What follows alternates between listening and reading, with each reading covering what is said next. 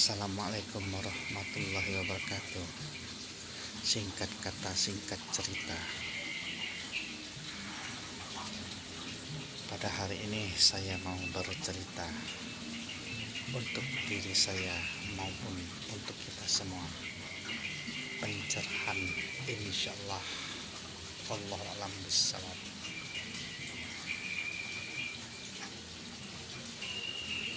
Masalah tentang ritual salat dan penghormatan kepada Nabi Adam, dan selama ini yang digaung-gaungkan masalah kesombongan orang yang apabila mereka tidak sholat adalah iblis. Ini perlu kita renungi untuk kita semua. Pada awalnya, ingat sejarah Nabi Adam mau menikah dengan istrinya. Bukankah Nabi Adam harus membayar mahar? Maharnya tidak lain adalah mengucapkan 2 kalimat syahadat. Ingat itu. Baginda kita Nabi besar Nabi Muhammad SAW di saat itu belum ada, tetapi namanya sudah ada. Nah, ini yang perlu dicatat. Mengapa iblis tidak mau sujud kepada Nabi Adam? Perlu kita koreksi diri di saat kita ceramah antara penghormatan kepada Nabi Adam dengan ritual sholat.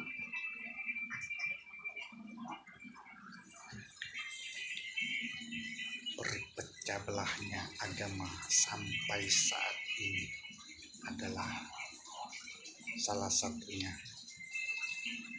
mengkultuskan sayalah agama yang paling benar. Perlu diingat sejarah juga Nabi besar Nabi kita Nabi Muhammad SAW menikah dengan istrinya. Beliau tidak menduakan istrinya sampai akhir hayat istrinya yang pertama. Perlu dicatat itu. Boleh saudara-saudari lihat fenomena alam sekarang ini di masyarakat, terjadinya penyimpangan di dalam keluarga.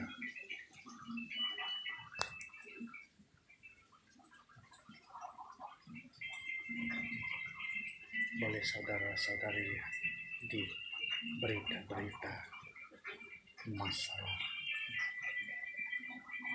orang-orang yang sudah bersuami, sudah beristri, tetapi mereka melakukan kepada di luar pernikahan mereka tersebut. Bukankah itu lebih parah dari ajaran baginda kita besar Muhammad SAW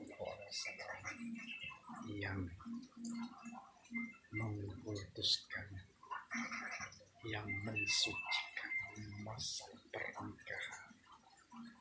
Setelah istri Nabi Muhammad wafat, barulah baginda kita Nabi besar Nabi Muhammad SAW menikah lagi, dan itu pun atas kehendak Allah untuk menyebar agama Islam, bukan dari kehendak baginda kita Nabi besar Nabi Muhammad SAW. Itu pun orangnya, manusianya sangat tua-tua, dibandingkan fenomena alam pada saat ini, sampai lebih dari satu yang ujung-ujungnya mencari yang bening-bening. Itu sudah salah satu penyimpangan dari pikiran yang sangat bertentangan dari agama Nabi besar Nabi Muhammad SAW. Ingat pesan saya, antara ritual sholat dengan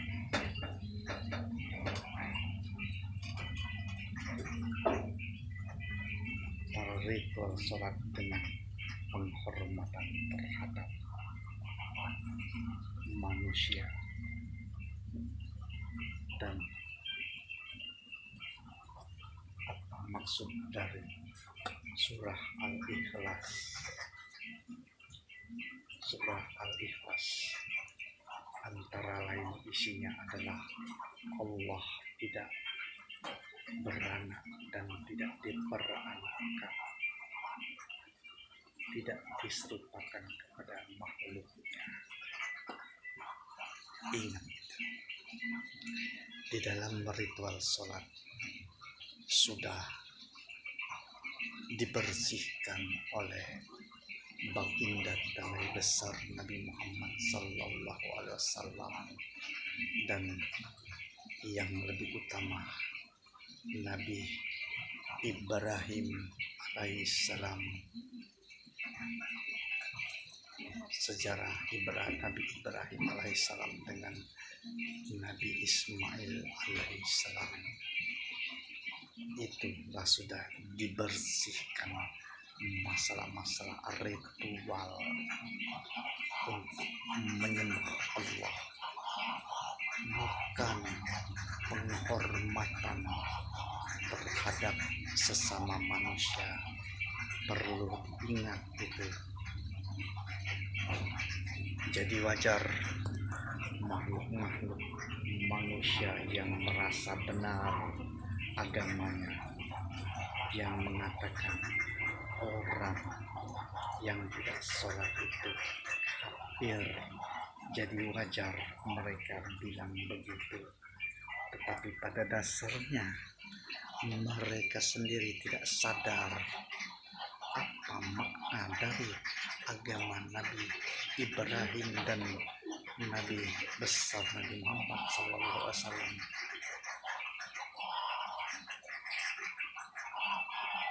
Boleh saudara-saudari lihat di dalam ritual sholat, mereka yang mengaku Islam, mengaku Muslim, yang katanya orang yang tidak sholat adalah orang sombong, tetapi mereka pada dasarnya mereka tidak sadar apa yang mereka sembah di dalam ritual sholat. Sering boleh saudara-saudari lihat, sering terjadi yang kalau dilihat pada kasat mata di depan mereka sujud untuk ritual sholat, sering tertampang foto-foto Habib, foto orang alim, foto para pemimpin di suatu wilayah, foto-foto hewan yang lebih parah lagi, iklan-iklan yang hampir sama. Foto tersebut menyerupai patung. Na'udzubillah min zalik. Jadi ini pesan saya dari mulut saya ini, wahai engkau yang sering melakukan sholat, jangan engkau mengkafir-kafirkan orang lain, terlebih lagi mengkafirkan orang di luar agama Islam. saudara-saudari, ritual-ritual orang di luar Islam, mereka tidak sampai kepala ini sujud, sampai sujud seperti kita sholat, ruku sholat. Mereka ibadah yang setahu saya cuma tegak berdiri untuk penghormatan. Saya tidak begitu paham masalah ritual mereka, tetapi yang saya lihat ritual kita lebih menyimpang dari agama non-Islam. Renungkan, dan renungkan. Sekali lagi, berpikir. Agama Islam dengan agama di luar Islam perlu diingat, masih ada kesatuan sama, mentauhidkan Tuhan yang Maha Esa. Entah itu agama di luar Islam, agama apa itu, masih mereka mentauhidkan Allah. Jadi jangan lagi kau menggaung-gaungkan masalah kafir orang yang tidak salat. Saudara-saudari, introspeksi diri saja terhadap diri saudara-saudari. Jangan merasa saudara-saudari masuk surga. Kalau dilihat kejadian fenomena sekarang ini, melakukan ritual sholat, menyimpang dan melakukan syirik hobi, tidak menutup kemungkinan saudara-saudari penghuni sakor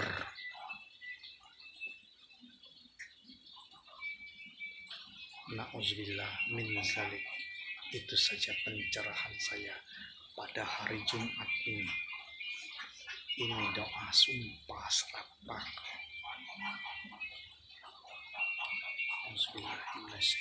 Bismillahirrahmanirrahim.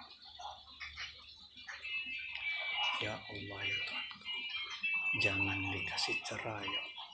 Hujankanlah ya Allah, karena di permukaan bumi ini ya Allah masih banyak makhluk-makhluk yang menghujat-hujat, iri dengki, hasad, hasud, dan menyekutukanmu ya Allah. Jangan dikasih cerah ya Allah, hujankanlah selalu ya Allah. Kabulkanlah doaku ini ya Allah. Bismillahirrahmanirrahim.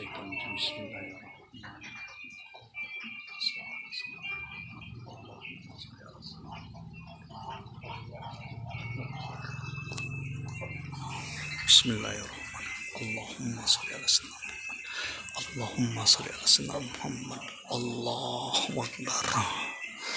Guntur petir geledek bergemahlah selalu.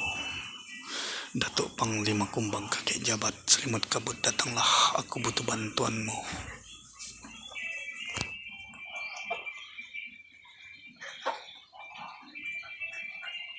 Itu selama ini yang saya gaung-gaungkan di dalam suara saya.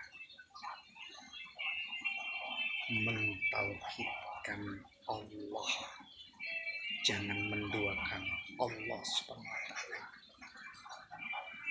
Lihat fenomena alam, keadaan manusia sekarang, terjadinya penyelewengan di dalam pernikahan dikarenakan ilmu pengetahuan mereka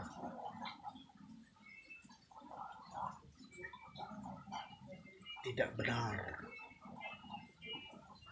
dan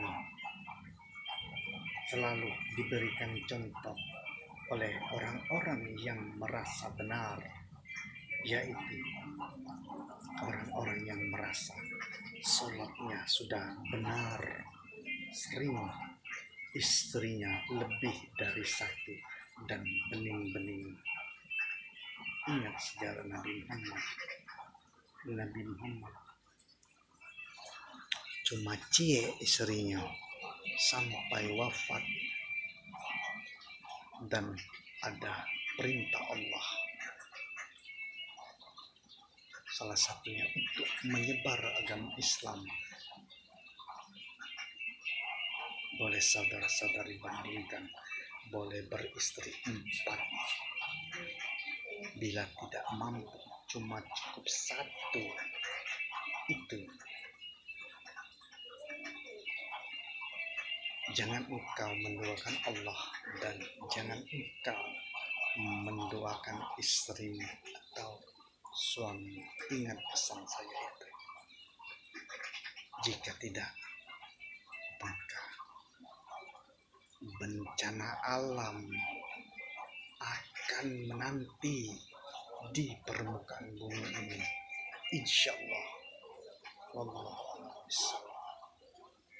Jangan engkau merasa benar masalah sholat, engkau bandingkan ritual sholat dengan penghormatan terhadap sesama manusia. Oke, ritual sholat yang sudah dibersihkan oleh Nabi Ibrahim dan baginda kita Nabi besar Nabi Muhammad Sallallahu Alaihi Wasallam. Sejarah Umar bin Khattab radhiyallahu anhu masih ingat mengagung-agungkan baginda kita Nabi besar Nabi Muhammad Sallallahu Alaihi Wasallam.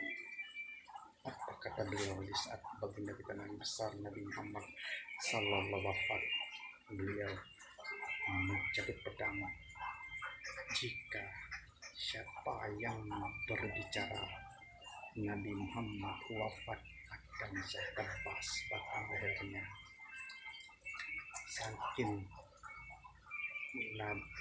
Sakitnya Umar bin Khattab radhiyallahu anhu mengagung-agungkan Nabi Muhammad Sallallahu Alaihi Wasallam, mengagung-agungkan, dan Umar bin Khattab sampai menerangkan siapa yang menyembah Muhammad telah wafat, tetapi siapa yang menyembah Allah akan hidup selama-lamanya. Allah Maha Kuasa atas segala-galanya. Itu saja cerita singkat dari saya. Wabillahi taufiq wal hidayah. Wassalamualaikum warahmatullahi wabarakatuh.